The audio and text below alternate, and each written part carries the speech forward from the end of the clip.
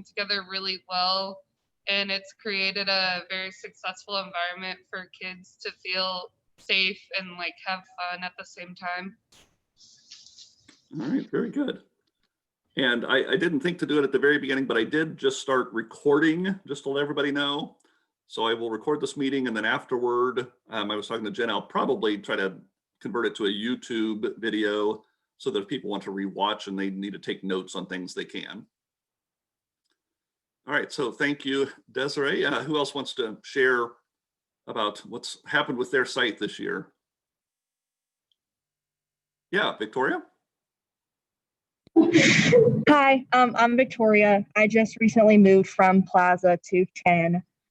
And I think one of our struggles that we've had is just coming up with safe social distancing for the kids, so that they can still have fun, but keep their safe social distance from one another.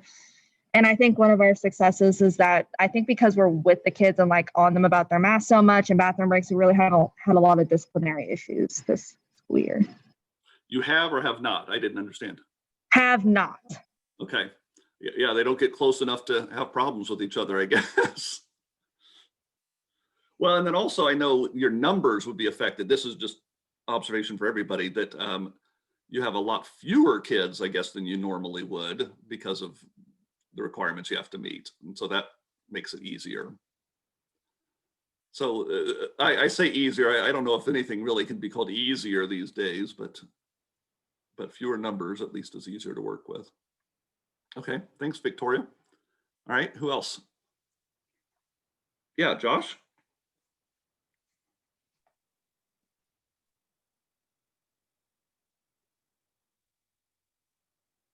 And Josh, I don't know if you're talking or not. I'm not hearing you though.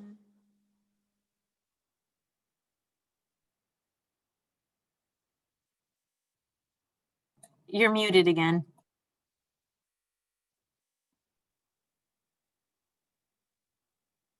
Yeah, not hearing you, Josh. All right, let's give that a second, see if we can get that to work and see if somebody else wants to share. Yeah, Noah, did I see a hand up? Oh, and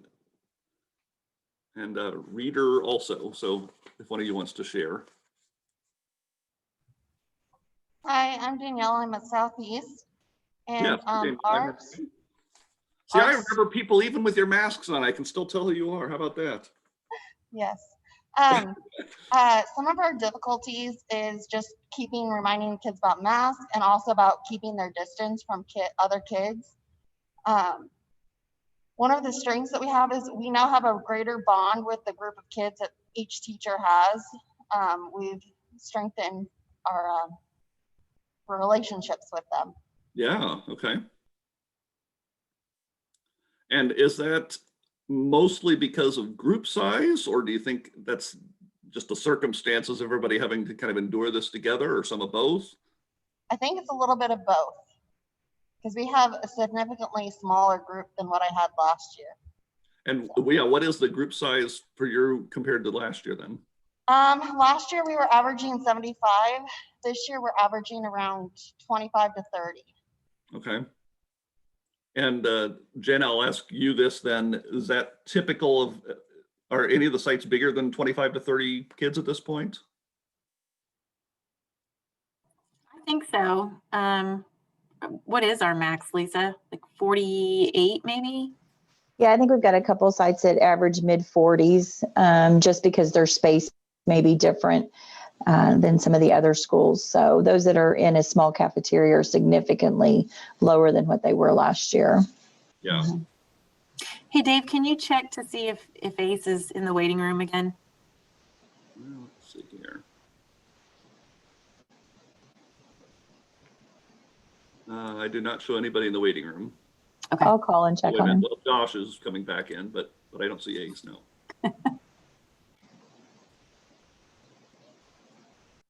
Yeah, this is one of the challenges you just never have with in-person training. Right. You don't have the door locked where people can't come in. Okay, say something, Josh.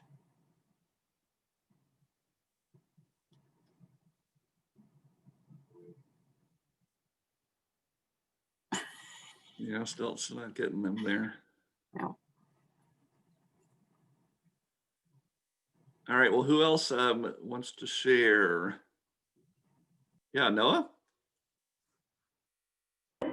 Hi, I'm Noah. I'm in the process of transitioning into the site manager position at Hopewell. I was at Lion Creek Okay. for the past year and a half. I think the biggest transition that I've seen that is keeping kids engaged while also trying to follow all these new health guidelines that we're having to do. Yeah, and I would think one of the biggest challenges with engaging them is, obviously it completely throws a wrench into any kind of group activities. And I know that's Jenna and I had talked about some of that. And that's part of what we'll focus on today too, is some of the challenge of, obviously you have to adapt activities and do things a little bit differently. But a lot of what we'll do today is just brainstorming different ways that you can kind of do some of these activities. So, all right, thanks, Noah. All right, who have we had that? Yes, hello. Hi, I'm Hannah and I'm at Lion Creek. One of the things that we've noticed is a struggle for our students is trying to get kids to stay socially distanced in line. No matter how many times we tell them to put their zombie arms out, it just always seems to be a struggle. One of the strengths though is our groups, I feel like, are really good at getting along. We haven't had too many issues with them and they've all found new friends and stuff, so it's been good. All right, thank you.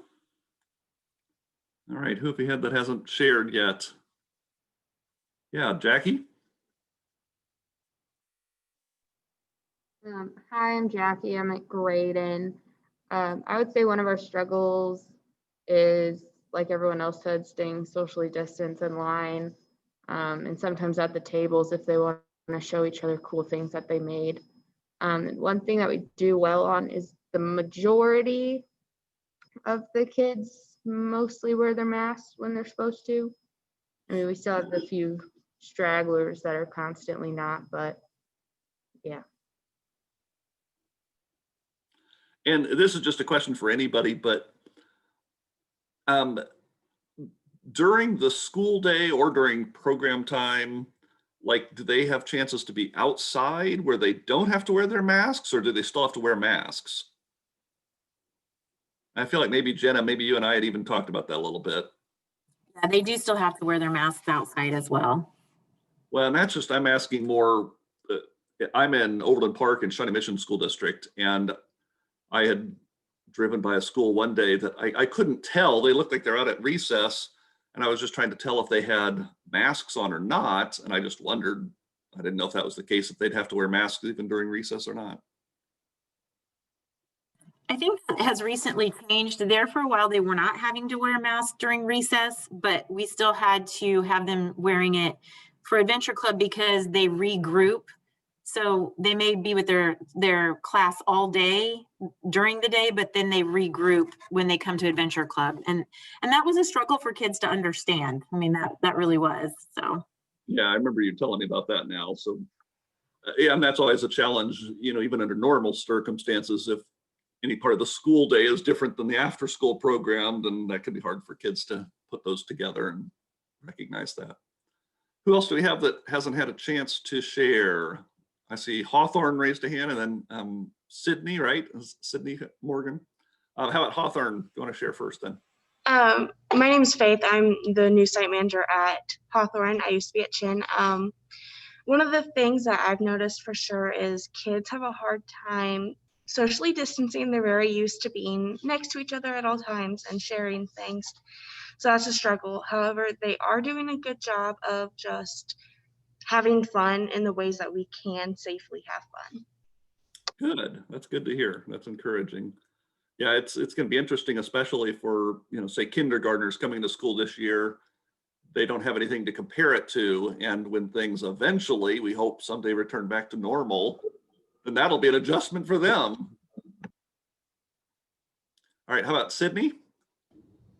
So our struggle has been keeping the kids socially distanced. A lot of them just want to be near each other, and our biggest issue is when we walk down in line down the hallway and trying to keep them separated. And then something I feel that we're doing good is we do have better relationships with them. And my team's doing good with keeping them engaged during activities. Okay, yeah, that's encouraging. Good to hear. All right, who do we have that has not had a chance to share yet? I'll go. I'm Caitlin and I'm at Union Chapel.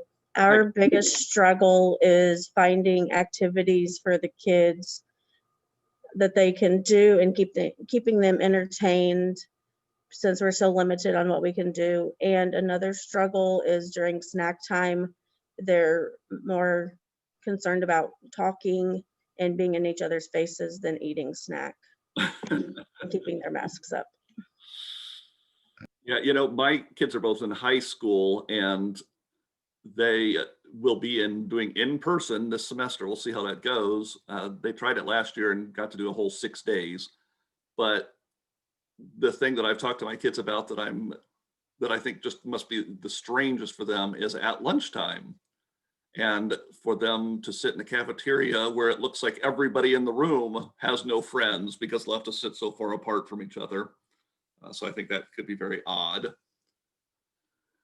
All right, has everybody had a chance to share, or are we missing somebody? Oh, Josh, I don't know if you got your sound to work.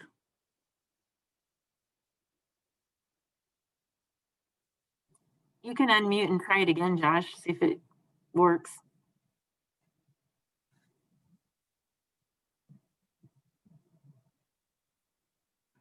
I'm not hearing anything, Josh. I Sorry. think he's going to type in chat. Yeah, that's fine. Let's do that then.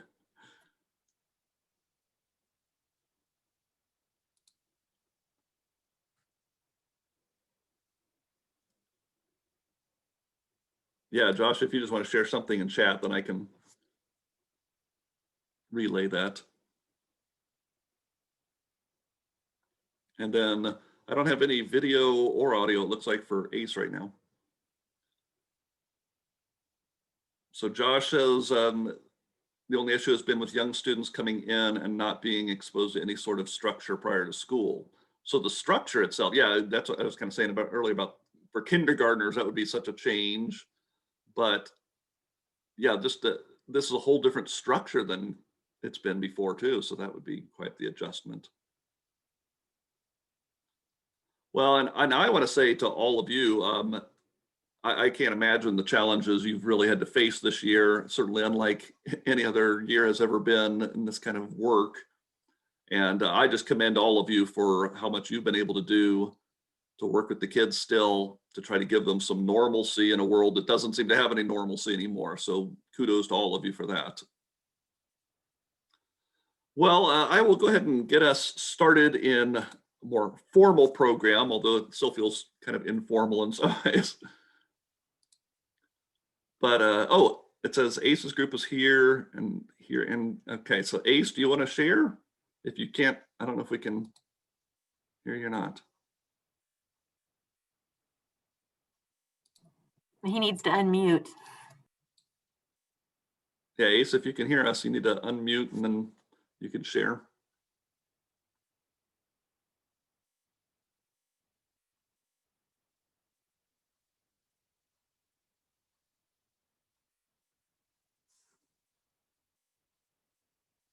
Yeah, Ace, we still don't have any audio for you.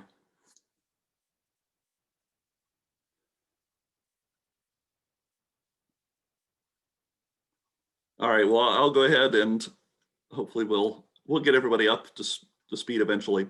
So as we go through this, obviously we will have some problems with audio and video, and I will ask some questions and ask people for responses. And if it's easier for you to do it through the Zoom and through video and audio, that's fine. If you need to put things in the chat room, that's fine too. So we'll work it however we have to. So we are talking specifically today about multiple intelligences and specifically how you can use that in your program. And so you may or may not be familiar with multiple intelligences. I do want to check first to make sure everybody should have one of these books now, I understand. And you don't have to have it right there on hand necessarily, but I will refer to some things and you can get ideas from this as we're talking. And then also the books are more than anything going to be a resource for you for follow-up after the training. The biggest thing that we are going to shoot for accomplishing today is, number one, our first goal is just to understand what multiple intelligences are. And along with that, I will actually have you should also have a handout. Each person should have a handout. Is that correct? And that the books, there's just one per site, but the handouts, each person should have an individual handout. And so in kind of understanding multiple intelligences, we'll do a little survey that you can kind of get a sense of maybe what your own intelligences are. And then what we'll focus most of our attention on, though, is then looking at activities that you can provide in your programs to maybe shore up a particular intelligence that maybe your program's not as strong in, and then doing the same thing with materials that you could provide. And so in that sense, I'll explain too that the handout that you have is adapted. It's for the most part, it's the same handout I would use for this training, but we specifically, after I talked with Jenna and planned out how we wanted to do this training, I set up 2 pages that will be kind of your homework assignments. And so you'll be able to get some chances to work on that while we're talking about it today, but then you can also do some follow-up with that. So that the idea is that each site would then have a lesson plan, or actually I should check, is that correct, Jenna, is that each site would be doing a group lesson plan, or is each individual doing a lesson plan? Each individual, and they should be able to get a full week of lesson plans in the time they have. Mhm. So yeah, each individual would then do a lesson plan. And then also the other part of it is we put in the handout where you'll come up with a brainstorm of how you can adapt in terms of materials. And from what Jen explained to me, you have, I guess, individual tubs or containers for each child of materials they can use. And so it's talking about what kind of materials you might add to those. So we'll get into that a little bit more later. But the first piece, in terms of just understanding about what multiple intelligences are, this is just to give you a quick little overview of multiple intelligences. It's a theory that was started by Howard Gardner, who I think is still at Harvard, but that's certainly where he started. And I'm going to say 1983 is when the theory came about. But the idea of multiple intelligences is usually when we talk about intelligence, we tend to think of quote unquote smart people are the ones who are really good in terms of school subjects. They're really good in English and math. That tends to be how we define intelligence. And Howard Gardner expanded the idea that intelligences can fall into lots of different spectrums and lots of different areas. And so specifically what we'll focus on is 8 different intelligences that he identified. And these, I think, have a lot of application in after school programming. And so that's why I developed this training. So what I'm going to ask you to do first, this will help each individual get a little bit of a sense of what the intelligences are and kind of how they work. In your packet, if you'll look at page 3 and page 4, I will ask each individual person to go through and fill that out. And if yours may have printed out funny, mine did, that it should be a check box, but in mine it looks like 9s on the sides. But if you look at page 3 and page 4, what I want you to do is go down the list of each one. Like for example, I'm looking at linguistic intelligence. You'd go down and check the ones that you think really apply to you personally. So like if I'm looking at linguistic intelligence, do I consider books very important? Okay, yes, if I do. And what I want you to do is go through pages 3 and 4 and just check for you individually which ones apply to you so that you can kind of get a sense. This isn't a formal evaluation of your intelligences, but it may give you some idea of where you come out the strongest. So I will give you a chance to do that, and then I'll actually shut up for a minute so that people can kind of work, but then I will check in again in another minute or so we don't have too much just quiet time, and I'll start asking people for some feedback.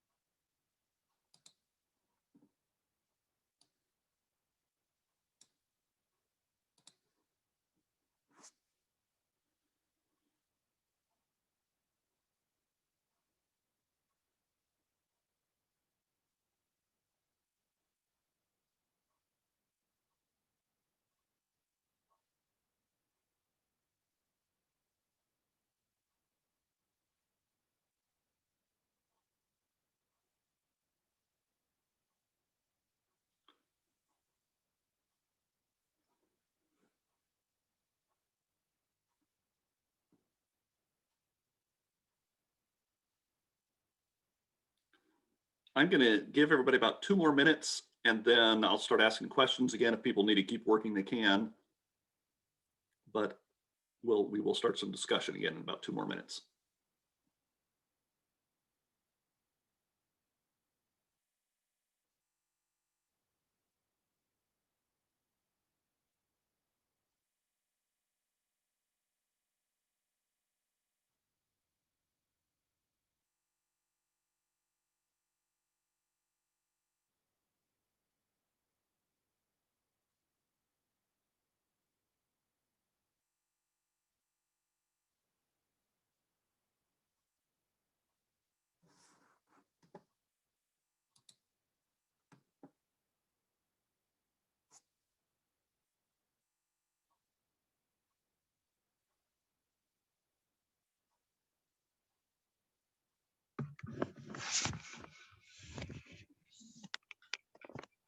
I'm going to turn one light on.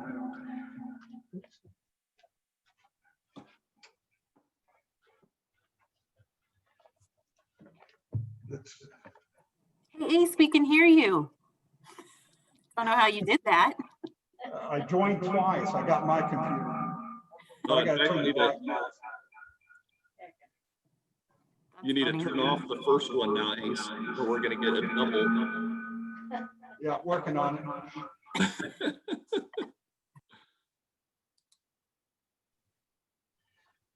Well, you guys aren't going to be able to see anything. Where's that? How's that? Can you still hear me? Yeah, I think we did it. All right, so I am, some of you may still need to be working, and that's fine, but I am going to ask for people that are able to can share now. And so what I'll ask is the site managers can obviously relay for themselves or for any of the staff, but I just want to know if there are any aha moments as people went through this that they thought, oh, I didn't really think of myself as strong in that intelligence, or it may be, oh yeah, I always thought I was kind of good in that area. So what are just some observations or thoughts people had as they filled it out?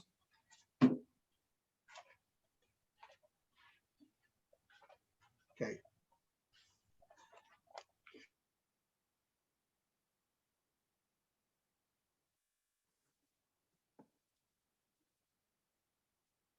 Yeah, Sydney? We were kind of connecting with each other, and we're like, hey, aren't you more music? Do you have more? Are you higher in music than you are in this one? Or we were kind of comparing it, that we knew who each other was. Okay. And how well did you feel like you kind of understood? Oh yeah, I thought that would probably be the case for you. We did good. We could call it on each other. All right, and Ace, I think we were, no, well, maybe we're in. Yeah, sorry.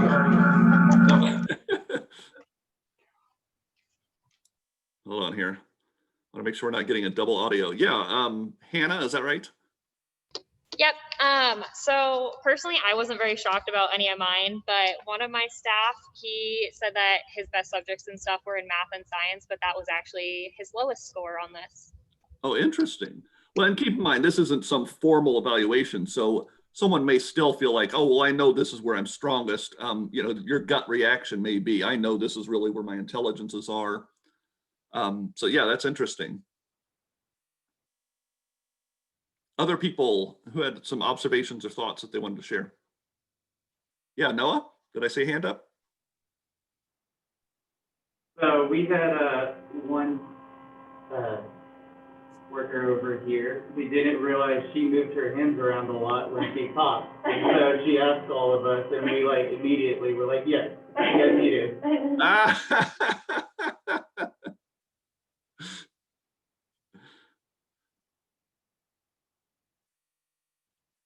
Who else comments or thoughts? Josh is typing a note.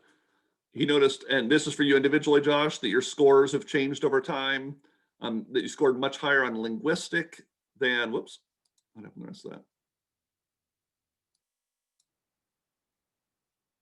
Than you would have 10 years or so ago. So Josh, is there anything in particular that you think has been responsible for that change?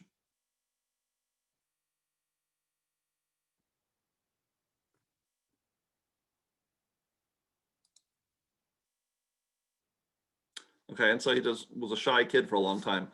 And so, yeah, it's kind of one of those things. And this is a good example of, obviously, part of the reason we want to focus on intelligences in our programs is to give kids some more comfort in different areas in terms of the intelligences.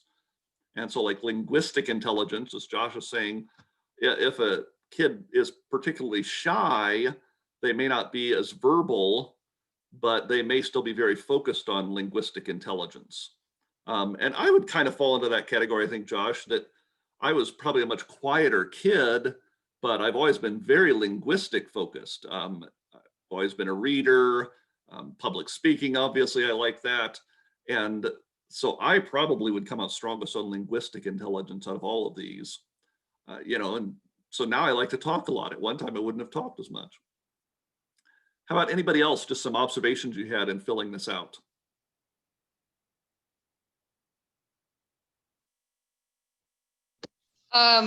I scored pretty high on like 3 different ones. Okay.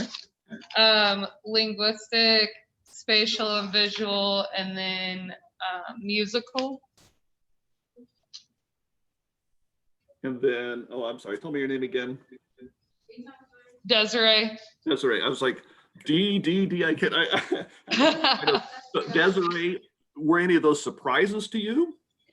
Honestly, no. When I was like reading the Legos and the like jigsaw puzzles and stuff like that, I'm obsessed with stuff like that. I honestly build Legos as an adult, so Hey, there you go. yeah. And then linguistic makes sense because I love writing. I almost went to school for writing, so and then yeah, definitely musical makes sense. I love music, so. One of the things I think can be interesting on when you start looking at these intelligences also is like linguistic. You know, somebody may be very focused on public speaking. That may make them very linguistic. Somebody else may be very focused on writing, like you were just saying. So even within an intelligence, there could be very different kinds of ways that people express that. And I'll use spatial intelligence as another example of that. So one of the things that I realized when I first started learning about multiple intelligences is I am very, very spatial in terms of how I kind of process a lot of things. However, I am very two-dimensional about that. And I think in terms of pictures and images and you know, like I still, even if I do GPS on my phone, I have to visualize an actual map when I'm driving somewhere. I have to be able to see a map in my head, even if I'm not looking at a map. And that's just part of how I process things. I've got a good friend though, who's an engineer. And so he's also very strong in spatial intelligence, but for him, it's very 3-dimensional. So and it shows up in his hobbies too. He likes things like model building and wood carving. So things where he's working with his hands and doing something that's very 3-dimensional. Whereas my interests are more 2-dimensional. So like I studied art in college, but I was very focused on painting and drawing and that kind of thing. So I think it's interesting how that can express itself. Anybody else that wants to share just some observations they had in filling this out?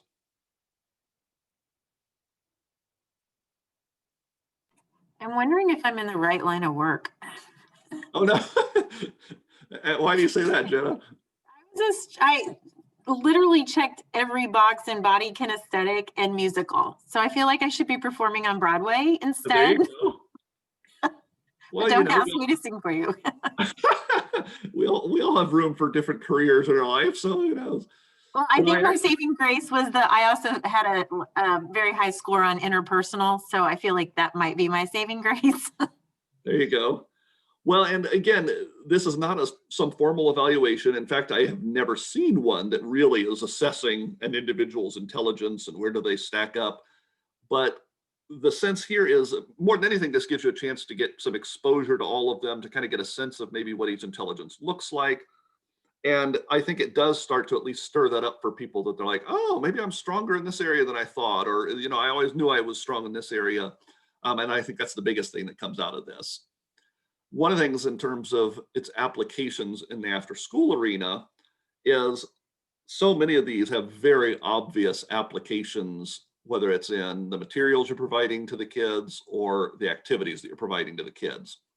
So, you know, right away, obviously, if you look at something like musical intelligence, then things are going to come up of obvious activities or materials that you can provide that are going to support that. And Jenny, you were just talking about body kinesthetic intelligence. I think that's one of the most prominent in an after-school setting. That has looked a little bit different this year, of course, but after-school settings so often do a lot with games and group activities where kids are up moving around. And so that's, I think, a big one. And one of the things I think is also important to understand is the distinction of an after-school program compared to the school day. So the school day really does focus on those more traditional intelligences, such as mathematical, logical intelligence, and linguistic intelligence.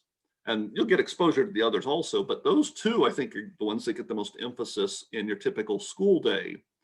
And what that means for an after-school program is that you have opportunities to give kids exposure to other intelligences as well. And the biggest pro in doing that is there are adults in this chat right now who probably have felt stupid at different times in their life. And the biggest reason people probably have felt stupid is because they weren't good at math or because they weren't good at English. And the reality is there are so many areas where you can be smart, that's what the focus is in talking about multiple intelligences. So maybe English isn't your thing, but art is. You know, maybe you're not particularly good at math, but you are, you know, very athletic. And so one of the things I like about multiple intelligences is it gives us a chance to celebrate all kids or all different kinds of abilities. And that, I think, fits particularly well in after-school environments. Any other observations or comments that people had in general as they were filling this survey out?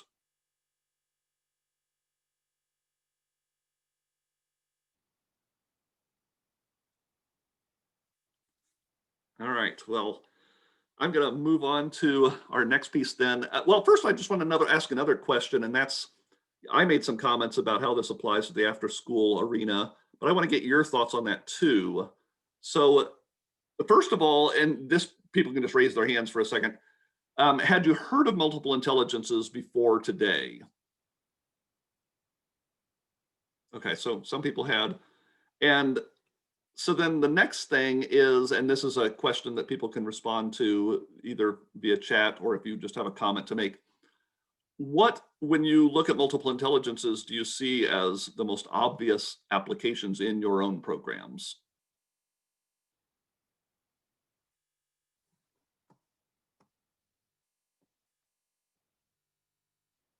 And maybe it's a particular intelligence that jumps out that you see, oh yeah, we definitely do that a lot in our program.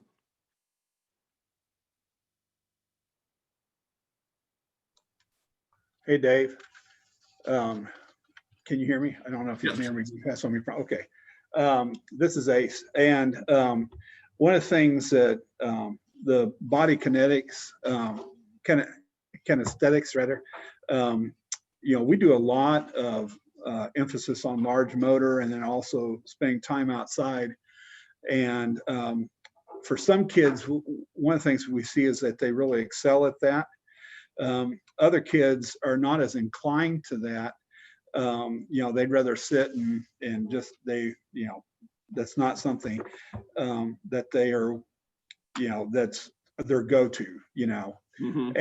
And so one of the things we try to do is we try to help them with the type of games and things. We try to help them feel more comfortable playing these things, so at least they can experience some of those things, even if they're not necessarily inclined for that, you know, and give them some opportunities to grow in that way.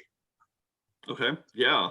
I think one of the biggest areas that I think is important to focus on with intelligences is exactly that you have an opportunity to give kids kind of a comfort zone. and give them exposure to lots of different kinds of intelligences in a safe place. So while they may not feel like they're particularly strong in an area, they may be more inclined to try it in your settings. And then we had a couple of comments in the chat that I'll share. So Josh is saying determining student interests for activity choices. And that definitely plays in here that, you know, if you have kids that are really inclined toward music, for example, you know, how are you listening to them and incorporating that in so that encourages that particular intelligence? And then next comment was at Lion Creek, we feel that of the multiple intelligences, we tend to see and use the spatial and visual the most. Yeah, and I think that's very common for after school programs. I think, like I said earlier, I think body kinesthetic is a big one because people do a lot of games and activities. But I think arts and crafts become very prevalent in after school programs as well. And let's see, Victoria sharing also the spatial and visual because of the arts and crafts, but then the music and movement too, and doing that specifically in lesson plans, okay? Any other general comments or thoughts people want to share before I move on?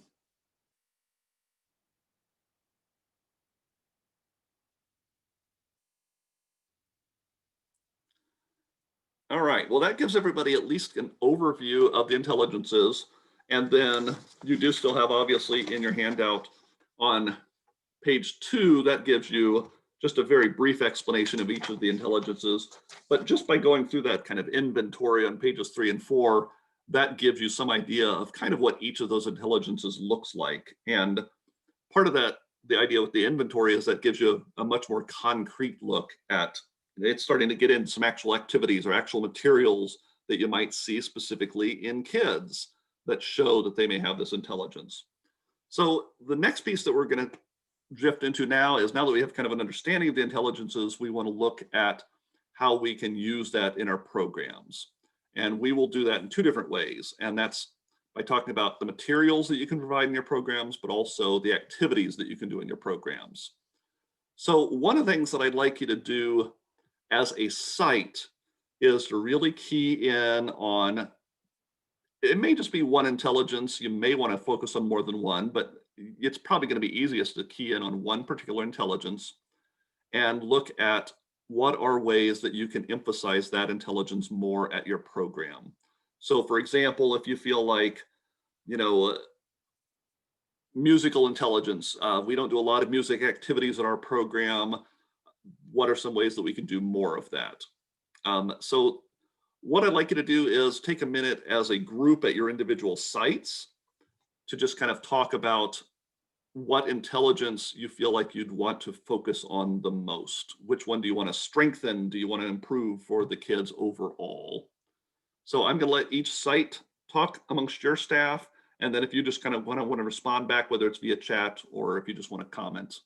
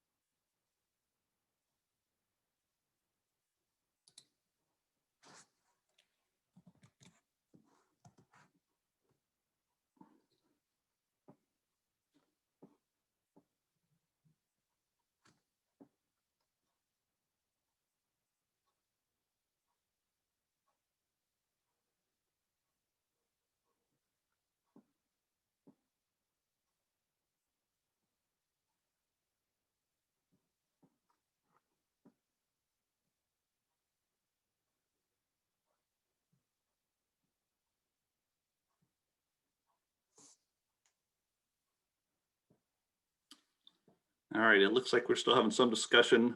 If you'll just take maybe another minute, and then I'm going to actually, I'll just very quickly call on each site to just tell me what specific intelligence you chose.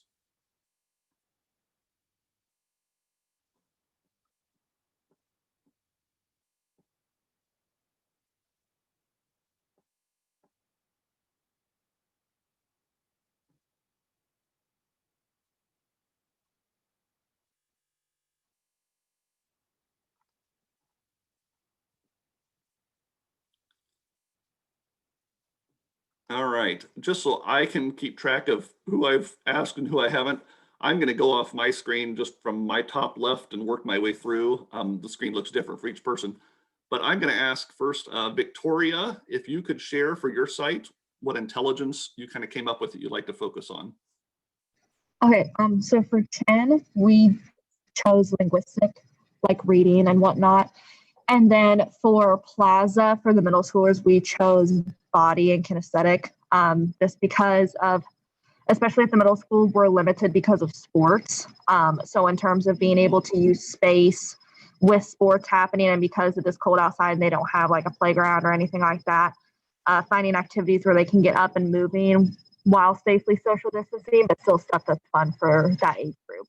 Okay, yeah, okay, thank you, Victoria. Yeah, and that's interesting for the different age groups, how this can play out differently. And then, so I've got next on my screen, Sydney, if you can hear me, can you share what your site had? We put math because we have just different levels of age groups in a group, or different levels of knowledge and ability in different groups. So sometimes it's hard to find an activity that's good for different levels that they have. Okay, okay, thanks, Sydney. And then let's see, I think I've got Danielle, I think is next on mine. Danielle, are you there? Can you hear me?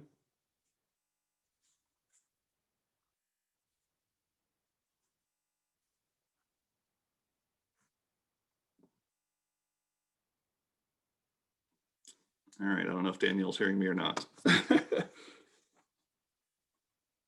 And then let's see, Caitlin, how about you? Are you there? Can you hear me?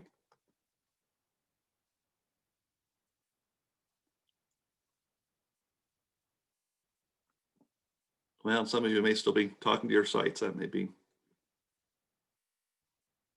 Yeah, but I don't understand why they wouldn't be hearing you at this point right now.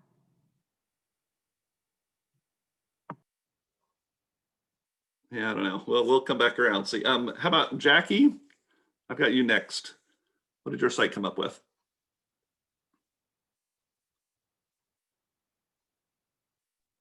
Sorry, my laptop's on a 2 screen and I couldn't find my mouse. We chose intrapersonal because a lot of our kids, they do well with others, but trying to control their own emotions and feelings is something we don't do so well on. So to focus on trying to regulate those. Okay, thanks, Jackie. And then I've got Noah next. Noah had already put in the chat, improving on math curriculum. Our math curriculum, just because we have a few groups that have different grade levels, and so they have different abilities that they're able to do in math. And so it makes it a little harder to actually fill out that lesson plan for them. Okay. All right, thanks, Noah. And then I've got Hawthorne next. So Hawthorne chose to focus really on spatial and visual because we excel in like drawing and all that, but the other components like building and putting things together, taking them apart, we really need to work more on. Okay. Yeah, interesting. Yeah, because again, the arts and crafts, the drawing side of it, I think is very prevalent in after-school programs. But yeah, you can find ways to focus more on the three-dimensional kind of activities. And then Hannah, I've got you next. Yeah, so our site decided to focus on the mathematical, logical aspect of it, along with all the other groups too. We, with the different ages and stuff, it's a struggle sometimes to find math activities that suits all of them. Because one of our groups is a PM only group, meaning that can range from kindergartners all the way to 5th graders. So finding activities for that group and having to redo them to fit everyone can be a struggle. Yeah. Yeah, and math is one of those definite areas that it's going to be so different from one age group to the next that makes it. And it's also in an after school setting, I think math is often doesn't get the same kind of focus simply because they've had a lot of focus on that during the school day. And I think it really takes a lot of thinking outside the box too to apply math in an after school setting so that it doesn't feel like it's school oriented at that point. So that can be a challenge. Desiree, I've got you up next. What do you want to share about your site? So we also said mathematical logic. We do a lot of science, but we could do math more. They do let the kids like measure out things whenever they're doing the science experiments, but we were thinking that we could do newer science experiments and math games like Math Bingo, Math Jeopardy, and all around the world. Okay. And I also like that you commented on science because, yeah, mathematical, logical, automatically we think of the math side of that first, but that's a lot where the science is going to come in too. And science is an area that I think also is a struggle for after school programs a lot of times. The biggest reason is I think people get caught up in feeling like, well, if you do science, you're doing an experiment and you have to know all the answers already. You have to know how this all works to be able to explain that to the kids. Whereas what it really is it's supposed to be them making observations and testing things out and finding out for themselves. Josh, I've got you up next. I know we haven't been able to get your audio, so if you just kind of want to write something in the comments. Oh, Josh already did, I'm sorry. So Josh writes naturalistic, and so specifically we could work to incorporate elements of nature or processes found in nature in our lesson plans and other activities. And I think that's an interesting one just because after school programs may have more opportunity to be outside than they would typically have during the school day, but that doesn't necessarily mean that you're focused on doing nature activities. Yeah, you may be outside on the playground, but you may not necessarily be going for a nature walk or that kind of thing. And then Ace, how about you? How about your site? Yeah, our site, we're kind of hitting the same area. Mathematical, logical is the area that we're kind of, I think that is the one we want to focus on. We're pretty strong in a lot of the other areas. And I think one of the things, that we look at is maybe doing better or more STEM activities, and then also just trying to ask more open-ended questions to get the kids thinking about, why did this happen? Why do you think this happened? Kind of maybe going through a little bit of the scientific process, inquiry and stuff to get them, thinking about the hows and the whats and whys and but that's something that, I think it's something that the kids might not be strong, but also for a lot of teachers, we're not strong in that stuff too. So I think that's what part of the challenge is. And that goes back to why it's also important that we kind of did this inventory. So you have this individual sense of where are your strengths, but also on the flip side of that, where are the areas that maybe you individually don't feel as strong. And so like science is a good example of that. If somebody doesn't feel particularly comfortable in science, they can have a hard time leading those activities with kids. And so part of this is to push you outside of your comfort zone a little bit, but also to recognize, you may have sources right around you. You may have other staff that would be good resources to help you with this kind of thing. Let's come back. Danielle, you want to share for your site what came up? Yeah, sorry, we were just still discussing when you called on us. Yes, that's what I figured. We picked interpersonal. We're trying to help the kids work on their individual goals. A lot of our kids have emotional history and stuff, so we want to help them succeed better in our environment. Okay. And one thing that I think can be confusing for people is interpersonal versus intrapersonal. It doesn't help that they sound so similar, but I think intrapersonal is one that can be challenging in after-school programs because you're focused so much on social activities. And yet right now, we are kind of in a setting that intrapersonal, you do have more opportunity for that because you are trying to get kids to focus more on doing things individually and they're not necessarily getting to work together. But those are interesting how they can kind of compete with each other at times too. And then Caitlin, is that right? So Caitlin, what did your site have? Yes, sorry, we were still discussing. That's awesome. That's a good thing. For the first one, we did linguistic. They need to work on communicating more and using their words rather than pointing at what they want and just expecting us to get it for them or do it for them. And then musical, creating a playlist to be playing wherever we are, like in the gym. All the groups are playing different games, but they're still engaging in the music. And then the kids seem a lot happier when music is playing. Oh, that's a neat observation. You know, it's funny. I've done training for 25 years or so, but it hasn't been till more recent years that I finally started using music. And I'm not doing that obviously today, but in an in-person training, you know, now I'll play music, as some of you know who I've got to see in the last couple of years. Yeah, I'll play music at the beginning and music at the end, and I may even have some music during the training also. But it wasn't until I had gone to somebody else's training a few years ago and they incorporated a lot of music that it was kind of the light bulb going off for me. It's like, why am I not doing that? As much as I like music, I should be incorporating that. And in terms of the trainings that I provide, I'm trying to hit as many different intelligences as I can, even in a 2-hour in-person training, to try to kind of appeal to different people's interests. All right, I think everybody's had a chance to share kind of what their site came up with, where they were coming from as a site, and kind of what area that they want to work on. I'm going to experiment with this, and you'll just have to give me your feedback on whether you think this works or not. What I'm going to do is I'm going to pull up just a Word document to try to kind of take some notes, and hopefully people will be able to see that. But we can abandon it if it really isn't working for everyone. But what I want to do is key in on one individual intelligence and then just get some brainstorms from people about ideas for activities and materials that we could use to focus on that intelligence. Again, I want to remind you, you've got 2 basically homework assignments in your packet, but obviously you can kind of be getting ideas and filling some of that out as we're doing this. But what we're going to focus on now is I'm going to try to go through each of the 8 intelligences and give you as a whole group chances to throw out ideas for activities and materials. This is where, number 1, you can cheat and look in the books.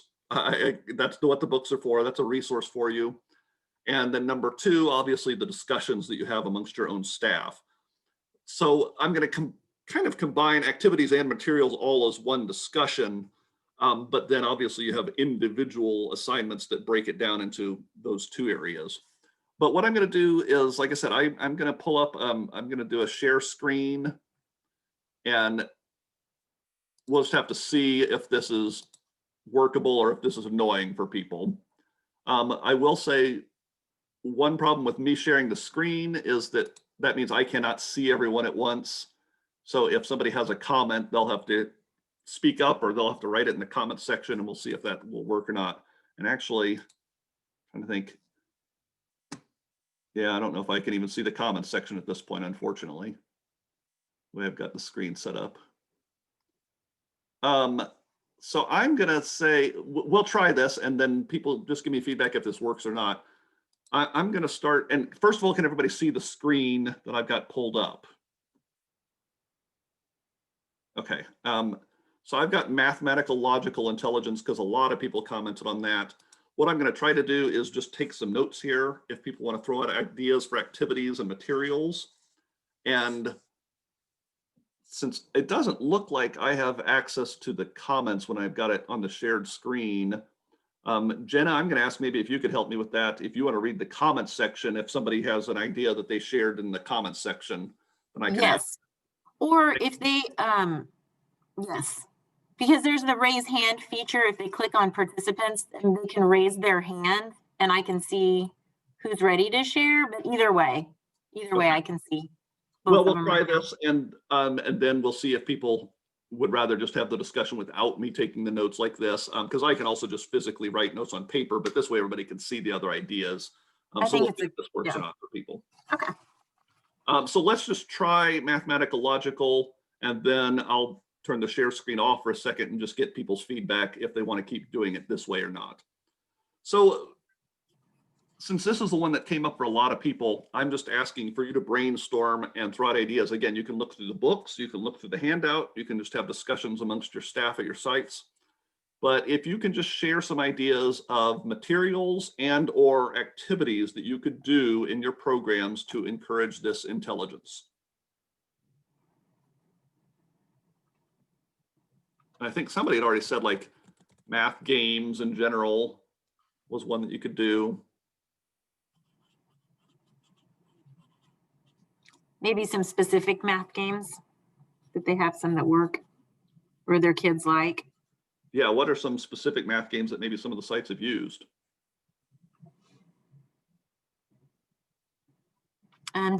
Desiree wrote Math Jeopardy, Okay. Math Bingo,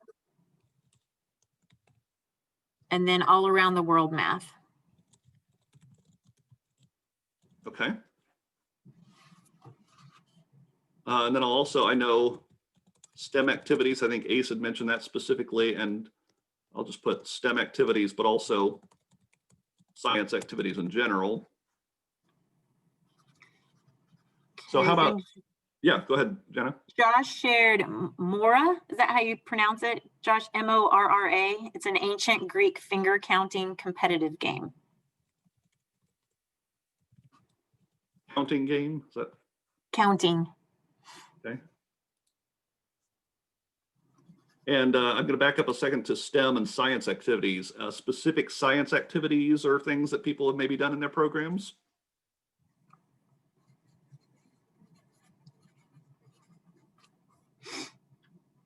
Hannah said using virtual tools like fake money, graphs, and measuring tools. Okay. So that's good. That gives us some specific materials as well as activities. That's good. Victoria said using dice for math games like Dice War.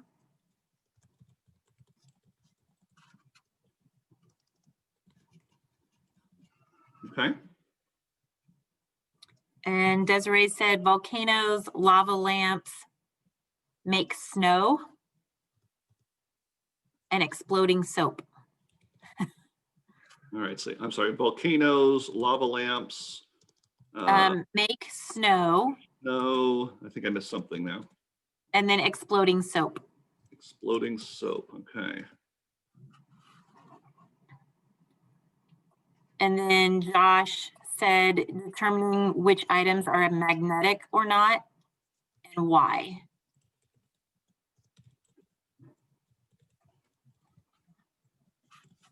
Okay. And if I remember right, I don't know if it was last school year or not, but I think I did a STEM training with Park Hill. And Yes. I was going to say, if it would be helpful, people may or may not still have access to it, but we had, I can't remember now if I had actually had a printout or if it was just a link, but I've put in my notes, Jenna, that I can send that to you again. So that could be a resource for people to look up activity ideas if they want that. I believe I may still have that as well. Okay. Well, it won't be any problem for me to pull it up again, so I'll send it again, even if you, so Okay. whether you have it or not, that way you'd have it. Okay. Anything else that people come up with that either materials or activities, either one, that would support mathematical logical intelligence? Ace said solve a 5-minute mystery. And then logic problems with group discussion to solve. Okay. I used to love those activities where you had to eliminate clues to find out what the answer was. Do you remember those games? I thought those were cool. If I'm remembering, if you're talking about what I think you are, it'd be things like, you've got 4 people sitting on a train together. The one with the red hat is not holding a newspaper. One of the others is, and yeah, I loved those too. Let's see. Hawthorne said, and that's Faith, and her group said math puzzles have been a success. Decks of cards and dice for individual activities. That's in their kits. And one staff member has a math game that involves throwing at a target.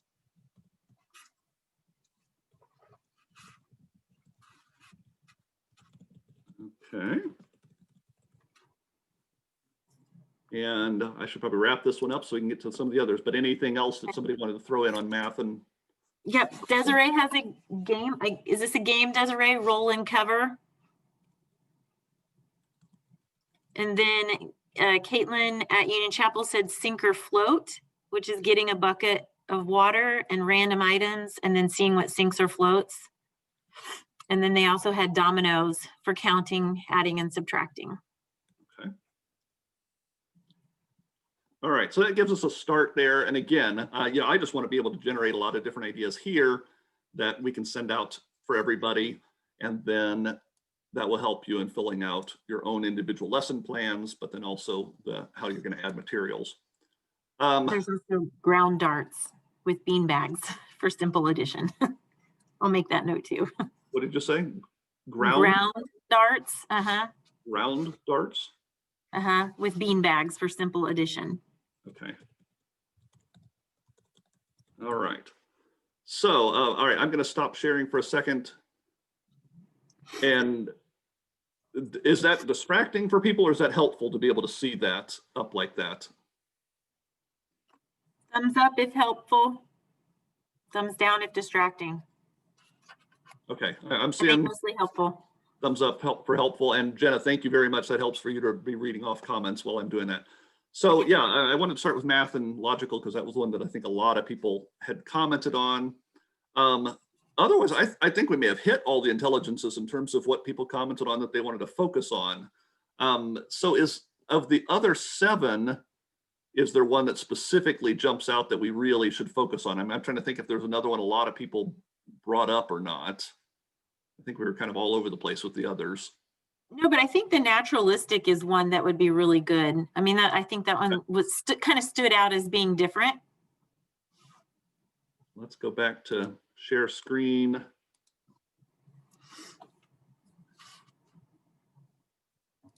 And let's look at that one then. Okay, so same thing, just as people want to throw out ideas or materials or activities that they could do to support this intelligence. I had said earlier, just like, going on nature walks, things like that. Prairie Point says cloud watching, weather, natural disasters, bug scavenger hunts, and scavenger nature hunts. Okay. Paint rocks, leaf art, weather chart, leaf rubbing, and cloud detectives. Cloud detectives, what is that one? That came from Desiree. So Desiree, you want to explain cloud detectives? I'm going to have Sierra come explain it because it's her activity. Okay. Sure. Okay. Hello, I'm Sierra. So I only remember this from my 3rd grade class of science or whatever, but so I learned you teach them all the cloud types and what different ones look like, and you have them make them out of cotton balls on a little paper. And then you take all the cloud types outside so they can be detectives and see what the weather is going to be and try to predict it later and see what it is now. Okay. Yeah. But that's all it is. It's kind of cool. That's a good activity as far as an example of how you really are combining a couple of intelligences, because obviously they're kind of doing an arts and crafts project. So that's going to be the spatial intelligence, but then they're also doing the naturalistic intelligence. Right. They really like it. It's awesome. Good share. Thanks, Sierra. Let's see. We also have making birdhouses and nests. Plural. Nature statues. That's gluing different things found outside to make something. So combining what they find out there to make a statue and then a human sundial. Oh, interesting. And then also leaf races, trying to find the largest ones. Okay. Well, and one of the things too, you know, we're talking about more formal activities and materials that can be provided. But, you know, keep in mind, one of the biggest things, again, with after school programs is just the opportunity to be outside that they may not get as much at home, or they may not get as much during the school day. And it doesn't even have to necessarily be formal activities, but, you know, you just get a group of kids outside and, you know, they're on their own going to find the caterpillar that's crawling along on the playground and things like that. So that's good opportunities. I think another thing to consider is, especially when it's, you know, not great weather outside like we've got right now, it may not be that you're able to get outside, but you can bring things from outside indoors. And so some of these kind of activities would fit with that really well, that you can still do leaf rubbings or painting rocks. You know, those are the kind of activities you could still do those inside, but you're bringing some of the nature to the kids that way. Mhm. Anything else on this? Because I want to make sure we get a chance to get to the other intelligences as well. Yep, that was the last comment. All right. And I'm just jumping around to try to hit all of these. So in terms of the others, again, I don't see any that really a lot of people mentioned. Is there a priority for anybody else? Which one they'd want to focus on? I'm going to say, let's look at intrapersonal, because as I said earlier, I think that's a challenge just because in the settings you're in now, you have to suddenly focus on them doing more individual kind of tasks, but that's not as traditional in an after-school setting. This one also is a challenge because this may be more about the materials you provide than it is the activities, because you're not doing as much activities where you're targeting an activity toward one child. You're tending to do activities targeted toward a group. So what are some thoughts we have here?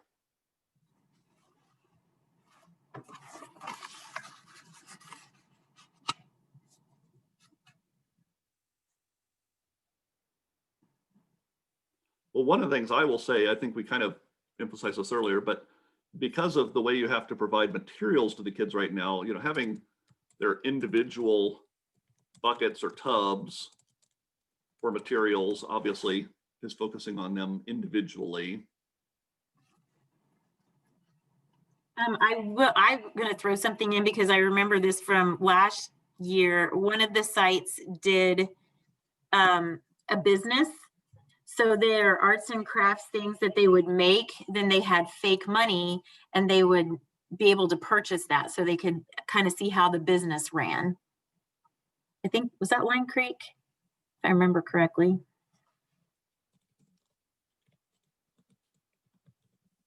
And that's another good example of an activity that, I mean, really, there can be multiple intelligences just in that activity, but you're letting individual kids tap into their own kind of interests.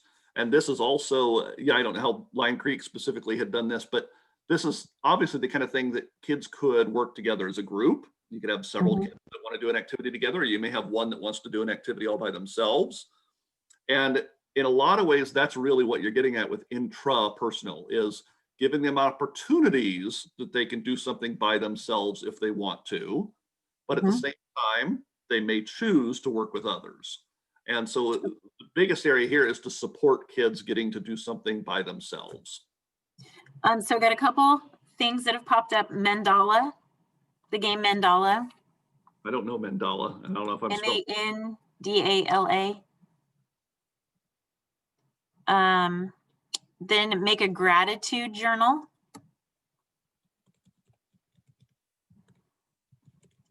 And that's a good example of something that obviously can be very individualized, and also is going to bring in linguistic intelligence, but And social emotional. Yeah. Interpersonal, you know, can sometimes be people who are very in tune with themselves. And so for youth to get a chance to do something like writing a journal. They also suggested meditation or yoga. And then Karma Chameleon, you'll probably recognize that one, that where you complete the image and understand how to make correct the mistakes in it.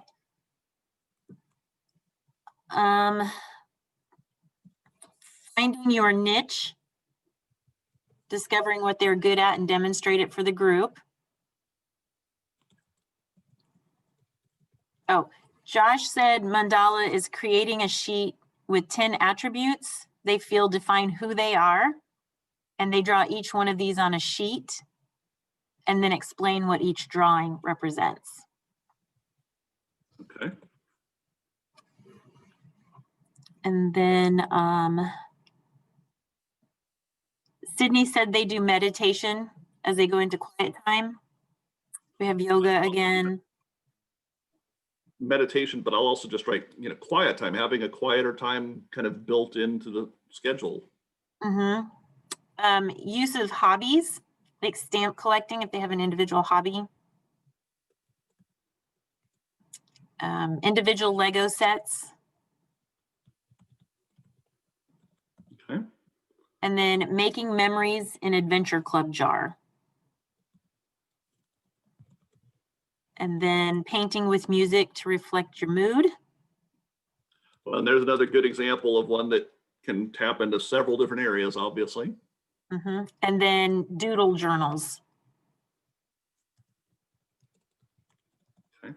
And I'll add too, if obviously with the way things are set up now, they have their individual tubs, but in a, you know, in our more traditional pre-COVID after school programs, if programs are set up in different areas, it's important to have a space where kids can go to be by themselves, and that's always encouraged. And then the other thing is to consider materials. We've got some ideas in here that kids can use on their own. You know, maybe it's doing a puzzle on their own, whether it's having books and reading available, things like that. One of the suggestions was melt beads, and painting, something that is their own and not a group project. And then a weekly journal where a teacher comes up with a prompt for them to respond to. Okay. All right, we've got a lot there. I'm going to stop there so Yeah, we can. That's good. Just because it's kind of the other side of the coin, I'm going to jump into interpersonal, which is giving kids more opportunities to be social. And so what were some ones that people can think of here?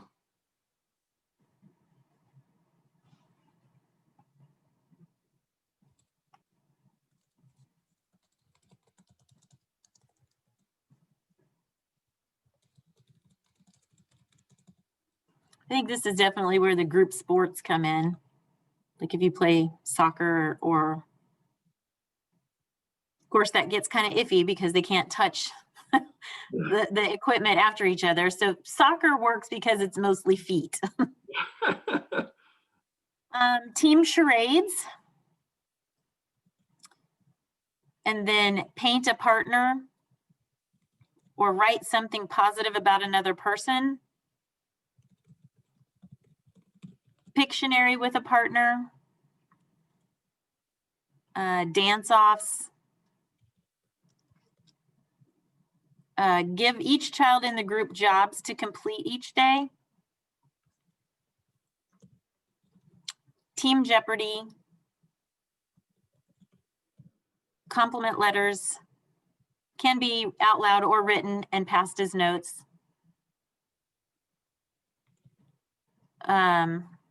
This one's been really popular in a couple of the different of the sites, but doing a school-wide game of Among Us.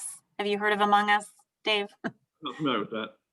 Yeah, or another game that uses investigative skills and communication.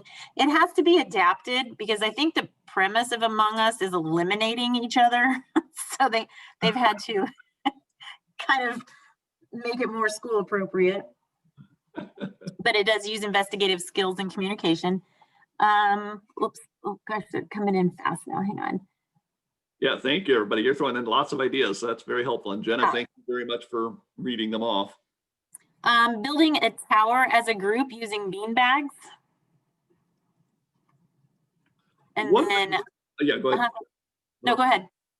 I was just going to say, one of the things that you may see in looking at this list is, and again, I want to remind everybody, I will send this list to Jenna after the training so that she can then pass it on to everybody. So people may be kind of writing down some ideas, but also you'll get the whole list after we're done. But one of the things that I think shows up in interpersonal and intrapersonal is how many different activities are really pulling from other intelligences. It's simply the opportunity of whether you get to do them by yourself, whether you do them with a group. So that becomes mean, even just looking at some of these last few, like building a tower as a group, obviously taps into body kinesthetic. It could also be spatial and visual. And something like the letters can be linguistic. So yeah, have lots of things that are going to tap into other areas. So inter and intra are really kind of the ones that overlap into all the other intelligences.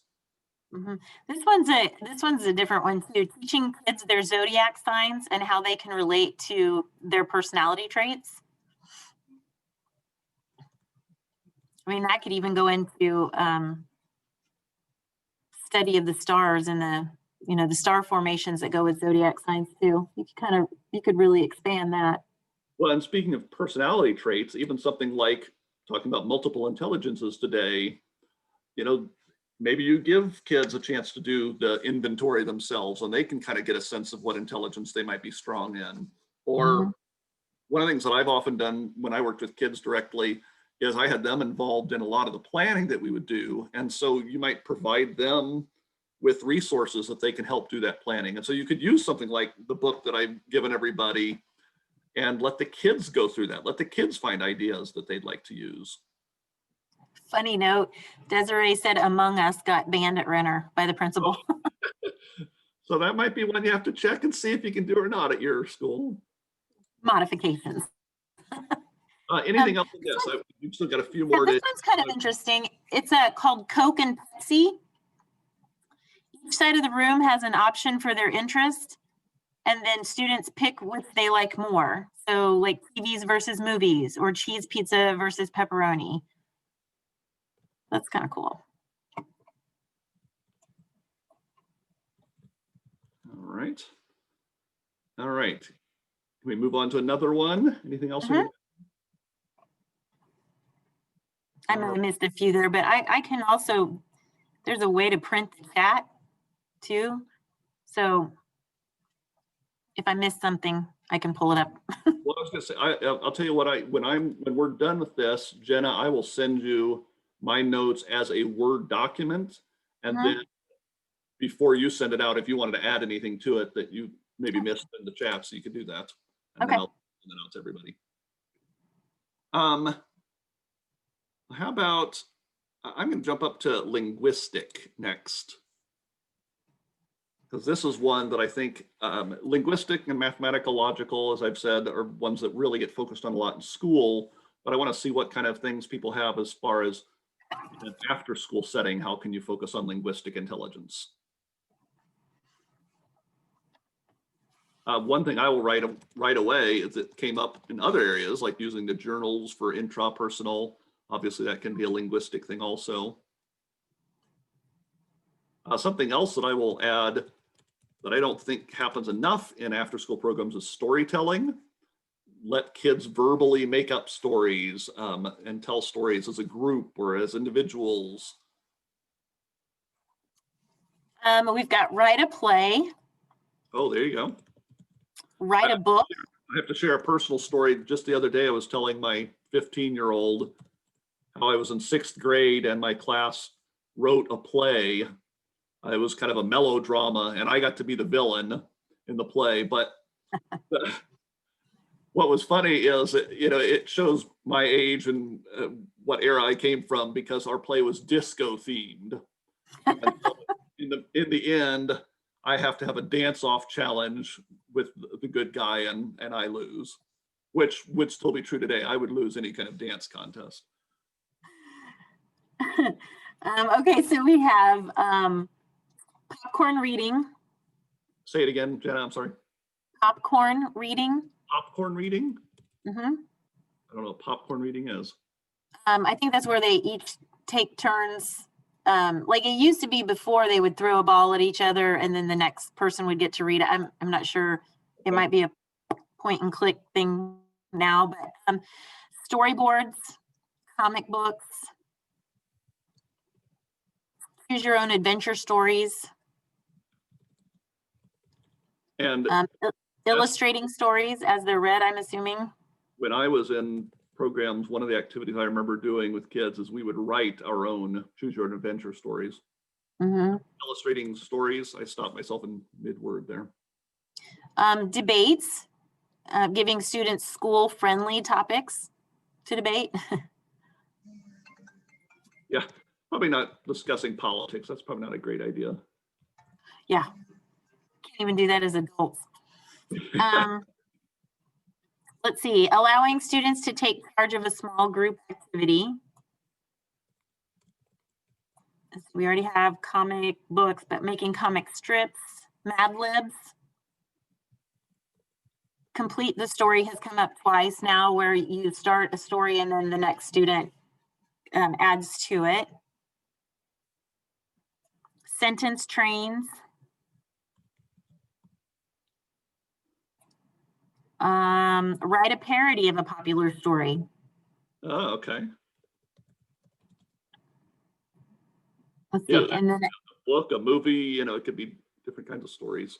and then a game where you are asked questions but never directly answer, which leads to more creative questions and answers. Okay. Draw idioms. Oops. Almost wrote draw And then- idiots. So that would be a whole different kind of thing. And then apples to apples. Apples to apples. That's a game. And then brain quests and individual word searches. Individual word Searches. searches. Stand-up comedians. Flat Stanley activity. Those are fun. Where you create a Flat Stanley and share the adventures he goes on. One of the things I'll remind everyone again, and I think we did a good job balancing this out, is when it comes to linguistic intelligence, that really can be verbal, or it could also be in terms of reading and writing. And so you've got a wide variety of stuff, because the child that may really enjoy reading and may enjoy writing stories may not be the same child who wants to stand up in front of a group.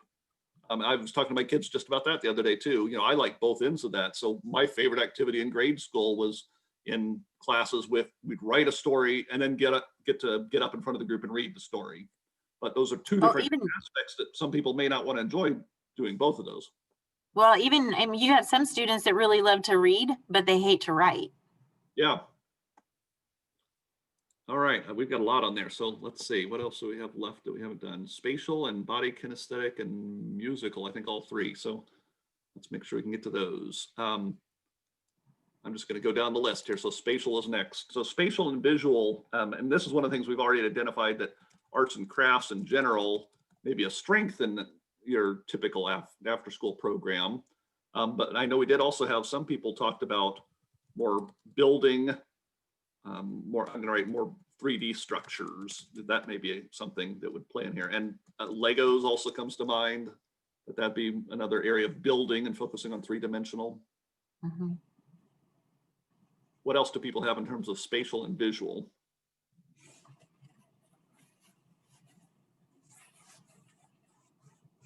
Create your own puzzle.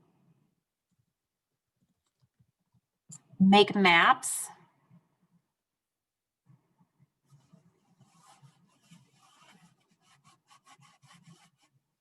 Design their own board games. How to draw videos. I better hyphenate that or it looks funny. How do you draw videos? Hawthorne does, they have some really cool ones where, like, the last time I was there, they had a video and all the kids followed the video and they were drawing a dragon. It was really cool. They got it very into it too. It was the younger kids even. Designing a bridge. Building with magic noodles. Mass and volume experiments. Masks? Mass. Like mass and volume. Oh, mass and volume experiment. We're all a mask experiment right now. Oh, there you go. And let me change gears a little bit, and you may have some of the activities still to read to me, but also think in terms of some of the materials you can provide that are focused on spatial and visual, because I think, again, this is an area where after school programs do a lot of work with materials that they provide, but I want to see if people have some kind of unusual ideas they might provide materials. This next one is right there. It's hidden messages with lemon juice and an iron. You take lemon juice and a Q-tip to write a message on paper, and then take an iron and burn where the lemon juice is to see the message.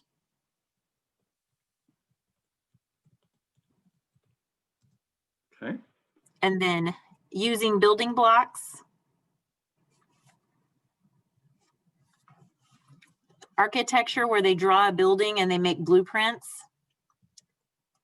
And then she also says craft stick puzzles.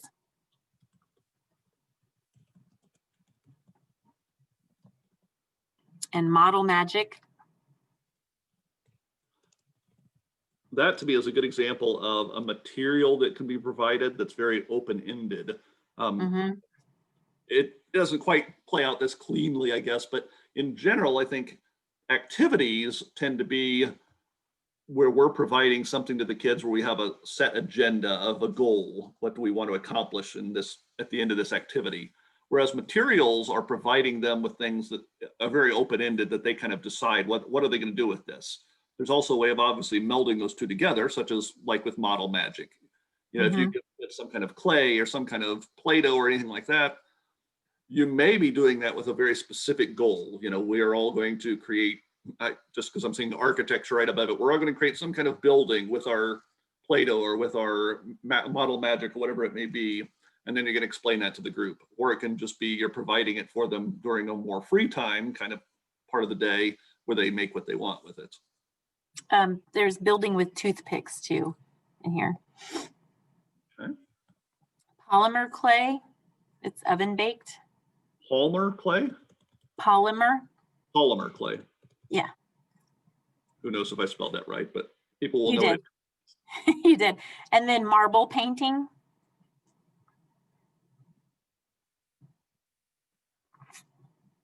And that's it so far. Okay. Well, let's stop there. We've got two more we want to hit.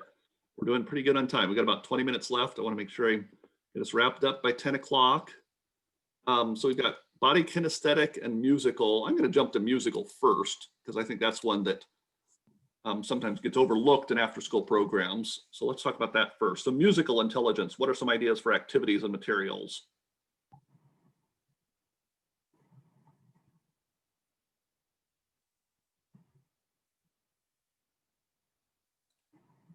Well, Paint what you feel or think when listening to classical music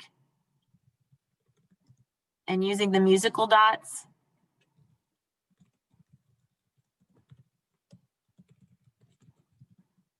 Well, I'm going to add on here, the activity is specifically paint what you feel by listening to the classical music, but it'd be an interesting experiment to try very different kinds of music and see if that shows up in the kind of paintings that kids do. And I'm sorry, what did you say after that one, Jenna? The musical dots. Oh, sorry, musical dots. Musical dots. And I don't know what musical dots is. Is that a game?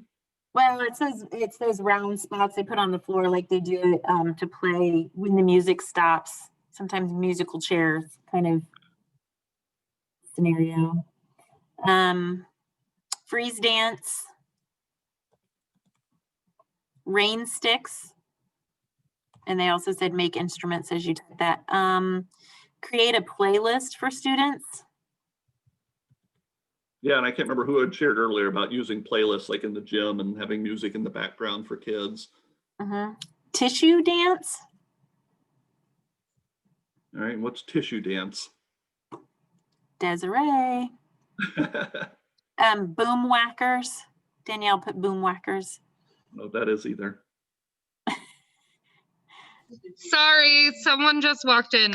Tissue dance is where you put a tissue on your head and you try to dance, but if you drop the tissue, you're out.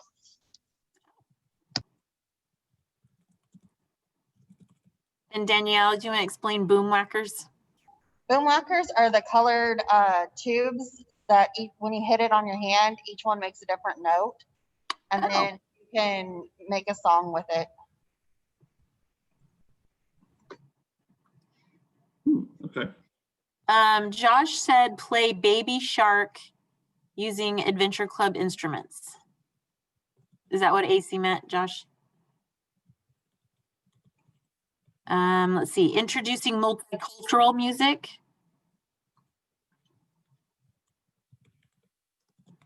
Guess the Disney song.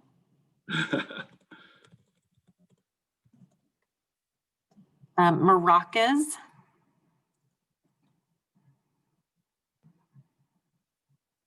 Just Dance, that's been very popular right now. I missed the first word. What dance? Just Dance. Just Dance? It's a video dance along, basically. And Very then this one- aggressive. very aggressive. And then teach students how to read and write music.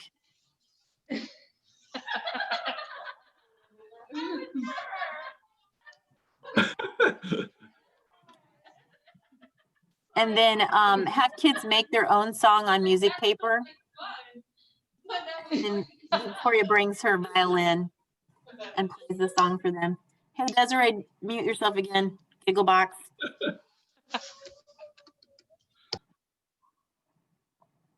All right. Anything else on music? There's one more. Finish the lyrics. Kind of probably goes in. Yeah. Okay. All right. And then I think our only one left is body kinesthetic. Actually, I'm just going to make sure here we've hit all the others. Yeah. So body kinesthetic. Mhm. All right. So what are ideas for activities and materials that people have here?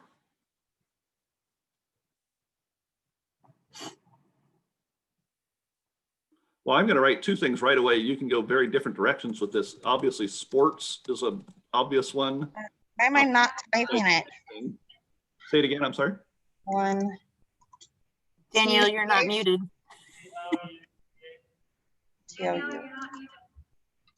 Sorry. Okay, so we had, yeah, soccer was one of the sports that came up. Make a puppet and perform a story.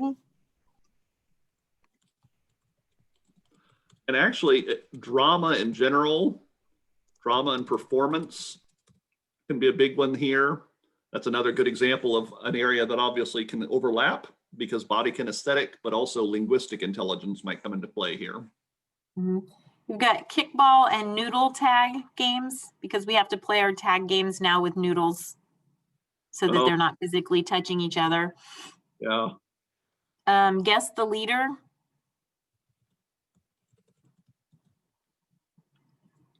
Hula hoop cars. Hula hoop cars, what's that? Yeah. It's different movements for each. Call out while holding the hula hoop. So highway means run around, park means stop. So they have to do all that while they're running with hula hoops. Simon Says, that's always a good one. Hula hoop soccer. I, for some reason, cannot spell the word stop. Okay. Simon Says and hula hoop soccer. Mm-hmm. The floor is lava. Playing that with hula hoops. Has anybody seen, there's a video where someone, a dad doctored up this video and it's his kid just playing around the house, but they did things like actually made it look like the floor really was lava. And so the kid's jumping around the room on the couches and stuff. And it looks like the rest of the room really is this big lava pit. It's pretty cool. Captain's Coming. I'm not sure. We'll have to get more details from Josh and Sarala on that one. It's what? That's a game, isn't it? I think so. Rock, paper, scissors, Chuck Norris. Rock, paper, scissors. Is that all one thing? I guess so. Chuck beats everything. Oh. Oh. You might have to get some, oh, it says one student, oh, Captain's Coming is one student is the caller and gives orders. The Other students follow along, and the last student to complete an order is out.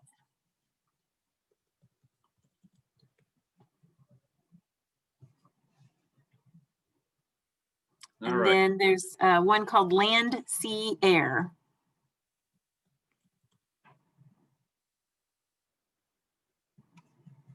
Did I get all of those? Four Corners, that was another one.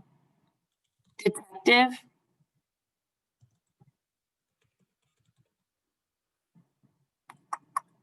Well, what are some ideas for materials?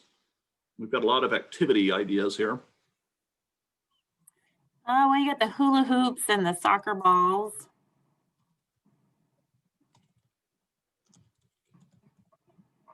Well, and even obviously for indoors, you may not be able to use some of these kind of things like soccer balls maybe, but even things like scarves, or something that they can do small activities. You can even do juggling with scarves or something like that. Cones, poly spots, flags or jerseys.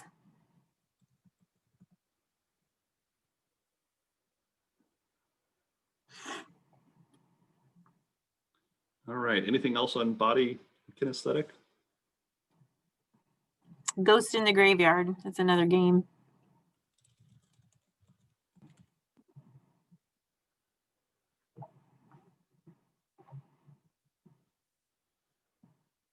All right. Well, I'm going to stop sharing here.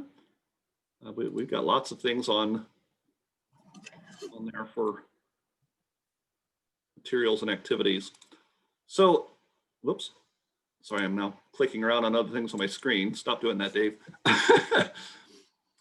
So hopefully this gives people a lot of things to work with. Again, in your packet, you've basically got 2 homework assignments, the lesson plan, more of an individual thing. And then Jenna, you might want to give your 2 cents here on, we've got the lesson plan, but then also if people want to look at their handout specifically at page 6, I tried to set that up as that's how you would do materials that you would add, like to the free time, to the individual kits. But Jenna, do you think, is this something that each individual person is doing, or is this something as a site that they would be doing? No, I think this would probably be as a site. If they can come up with one of the multiple intelligences and an item that they would like to, be able to have to add to the individual kits, something along that lines.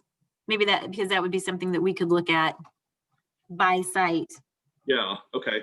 So with your 2 homework assignments, then individually, each person would be filling out a lesson plan. And then I put on the handout here, Jenna, if you even want to have a certain date, are they turning these lesson plans into you or to Lisa or to someone else? They'll be, the site managers are going to scan them over to me. And so that you've got that whole week of lesson plans. So each individual should be able to come up with a week of lesson plans. Stretch yourself, see if you can pick a multiple intelligence, a different one for each day. There's great ideas that have just been given. So we'd like to have that by the end of today. So before everybody leaves at 12:45. Because you'll have time now, between now, the end of this training and the start of the next one. And so then, and then also, Jenna, what would be your expectation as far as the free time individual kits? You had said maybe people are just getting materials to you, ideas that they need to purchase. Is that right?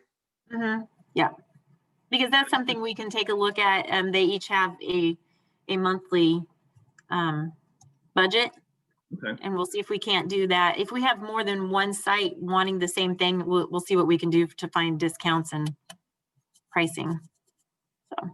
And do you have a deadline when you'd want people to submit that by?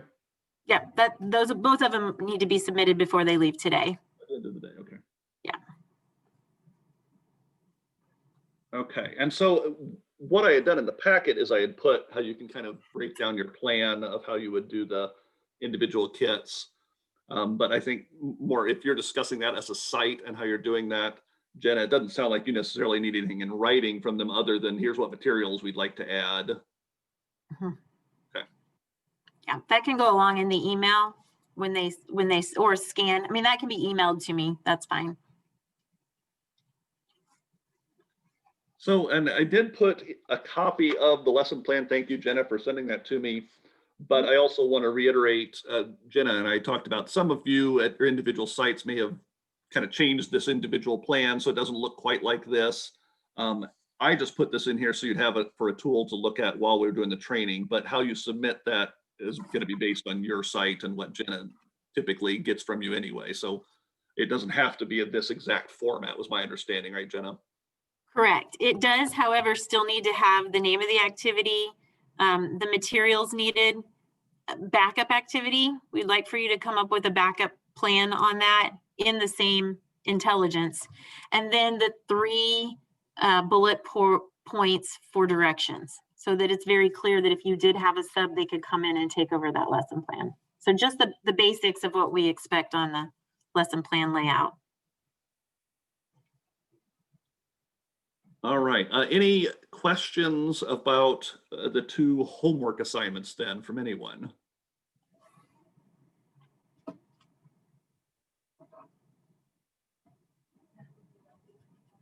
All right. Sounds like we're in good shape there.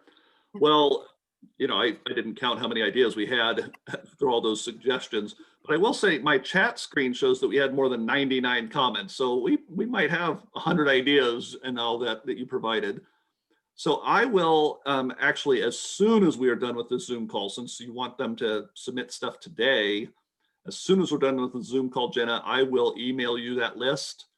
And then if you want to forward it out to the site managers immediately, but then if you later want to look at the comments, if you want to add more things to it, at least they'll get the notes right away for what we have right now. Yes. Because all I did just now was click on the save the chat. So I should be able to turn around and email that out to all the site managers. It's real basic, but those ideas were all listed in there. The other thing I will do as soon as we are done with the call, first thing is I will send out the notes that I took, but then I will also, as I reminded everybody at the beginning, I did record this video, so I will try to upload that on YouTube and send Jenna a link for that. If people are wanting to go back and look at something, you know, specifically something may have come up, they're like, well, I want to go back and watch that part again. So I will try to do that also. I don't know how long it'll take for a YouTube video to upload. It's a couple hours long, though. That may take a while. We'll see what happens. Any other questions or comments from anyone just about multiple intelligences in general?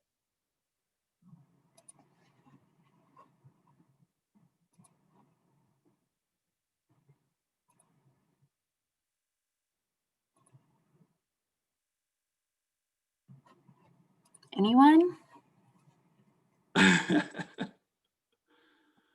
Well, I want to thank everyone. Obviously, this is a very different circumstance than we would like to have, but I appreciate everyone, how much you contributed today. You know, the irony is that I think in some ways we got more things as far as ideas than we might have in person, because if we were in person, I wouldn't be writing as fast as I can type. So I wouldn't get all those ideas written down. I'd have you moving around writing some of them down too. But that alone, I think hopefully it'll be worthwhile for everyone that we've got lots of ideas and suggestions that everybody submitted. So again, I will just go back and remind you with that inventory, you know, obviously that's a way for you to get an insight into what your own individual intelligences might be, but it also kind of was a springboard for us to understand areas that you can focus on in your programs. But then also, as it came up in discussion, it might even be a tool that you can use with the actual kids in your program at some point. So you can think about how you might do that. Otherwise, you've got lots of ideas now for materials and activities, hopefully, that you can apply. And the last thing I will remind everyone, I talked to Jen about this.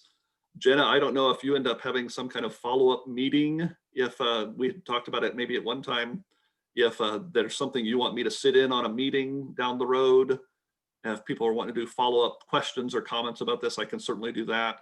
The other thing is I will remind everyone on the handout itself, it does have my contact information. If people wanted to get a hold of me, send me an email or something and ask a question or just follow up with comments, you can do that. Great.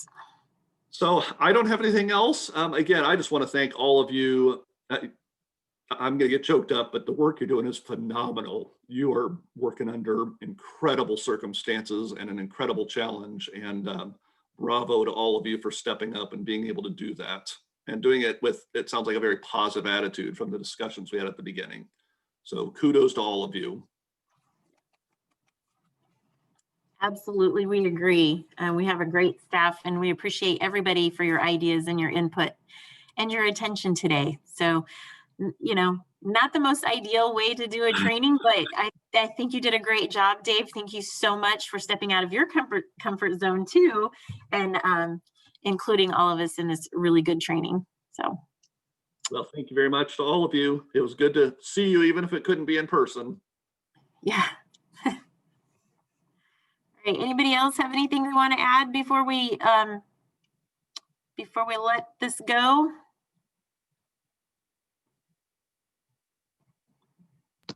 We just wanted to say thanks for the training. You are very welcome. Thank you to everybody for all the ideas you had. You know, otherwise you don't want to listen to me talk for an hour so, or 2 hours. So you got to throw a lot of your suggestions in. Yep. All right, thank you. Okay. All right, I will Thanks, stop the recording, and then after everybody's signed off, then I will